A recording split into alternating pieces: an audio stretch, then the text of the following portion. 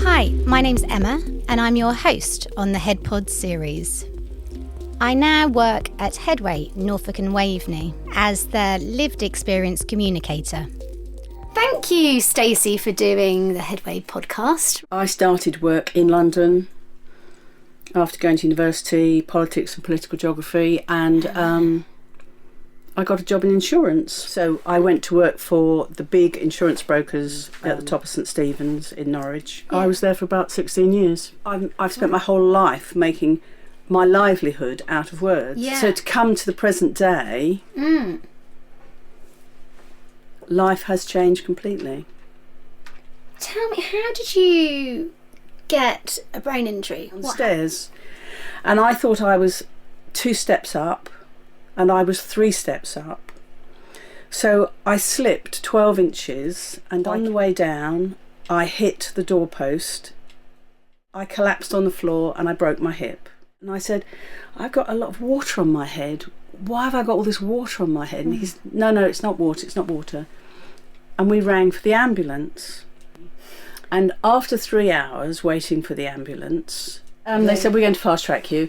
And they turned up about an hour later. For some reason, I couldn't move my leg. I didn't know. I didn't know I'd broken my hip. Norfolk and Norwich were outstanding. But they concentrated on my hip. Yeah. And I now have a new hip, which I've called Hilda, because obviously doesn't everybody name a new part of themselves.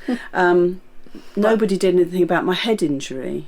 Obviously they did the scans, but that wasn't the main priority. That I didn't know how to finish my sentences. So I'd start saying, the cat sat on the mat. But I didn't know that. Has your life changed? Utterly. I have to write everything down. My memory has been affected. Did you realise that you had a brain injury? I knew. Yeah, that's how blank it is. How does it make you feel when you can't remember? Does it make you angry? Does it make you... I'm frightened because there will be things that I can't remember that I must remember that are really important. It's kind of like standing at the bottom of a big cliff and the tide's coming in and you think, I know I'm not supposed to be here. And there's that big wall, but I don't know why I'm here. How does the fatigue affect you? I have to allow pockets in my day where either I'm sitting down quietly or I'm asleep. You can feel, it's almost like the shutters are coming down. Tell me about when you first heard about Headway. I was a year in. Somebody said, do you know about Headway? And she said, and I've spoken to Headway and they're very happy to talk to you. Well, I was on that phone before you could say flash. I was on that phone and I rang.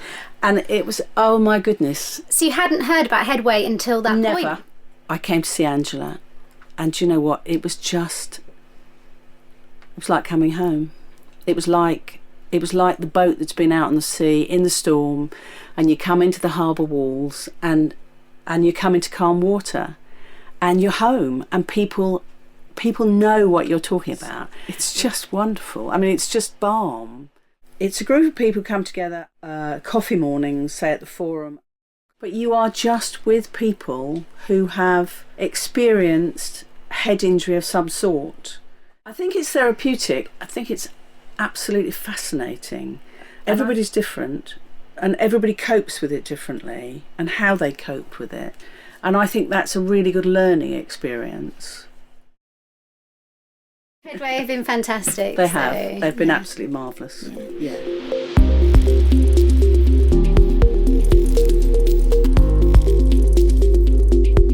Thank you, Robert, for doing the Headpods. You got kicked out of home, did you say, because of the drugs? Yeah, right. Yeah, because I got onto Class A's when I was 17. Yeah. Did you have a job? Yeah, when I left school, I started an apprenticeship as an electrician. Okay, cool. I got half qualified and then I just got onto Class A's and got sacked. Okay, and then so you were out of work, and then tell me a little bit about your accident. What happened? I was living in a flat, and my next door neighbour, people used to go round there who sold the drug. Instead of using the front door like most people, I thought I'd climb over the balcony. Was it a tower block? Or was I fell off a third, so that was about 35, 40 foot. Did an ambulance come and pick you up? What happened? I'm not sure. I can't remember what happened. Do you remember your rehab? I was in a coma for 6 or 7 weeks, and then I went into rehab and relearned everything from a baby. I had to learn to walk, talk, to walk around the hospital in a nappy. Where did you go? Where were you in hospital? Norfolk and Norwich, but Adam Brooks wouldn't take me. They said I was too badly brain damaged. Up Coleman Hospital.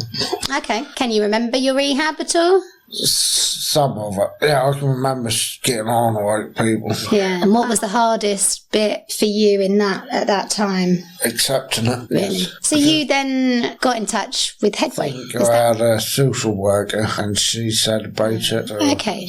And tell me about your time of going to Headway. How often do you go? I first started doing art and woodwork. I've done basically art. Oh no, cogwheels. Okay. Tell me about cogwheels. A staff member will read out a passage and you'll have to give you 2 or 3 words to listen out for. And you have to mark off every time she says that word. And yeah. So it's trying to retrain your neuro pathways. What's been the best thing for you? Headway. Be myself fully. Yeah. Best thing. How often do you have the Headway support? I go into the centre once a week. I go on to group outreach on a Wednesday, and then I have outreach one-on-one. And what today. things do you learn? Do you then able to cook for yourself? Do you learn new recipes? Or yes. You don't do any exercise, or do you do things that make you feel better about stuff? Or? Yes, I'm walking a lot more. Yeah. Yeah, I've been down it the last few years going into the UEA and giving talks to upcoming social workers. What are your hopes for the future? I'd like to become a volunteer later. Great. Yeah. And hopefully get a job maybe. Because personally I think I am quite good with other people who's got a brain injury. Tell me a little bit about what other activities that you do.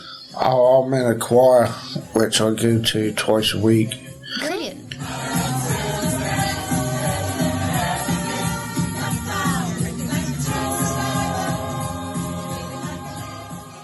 Don't take life for granted, just do whatever makes you happy. That's a very good bit of advice there. Thanks for telling us your story. You are very welcome, and I hope that does help people understand more. Thank you.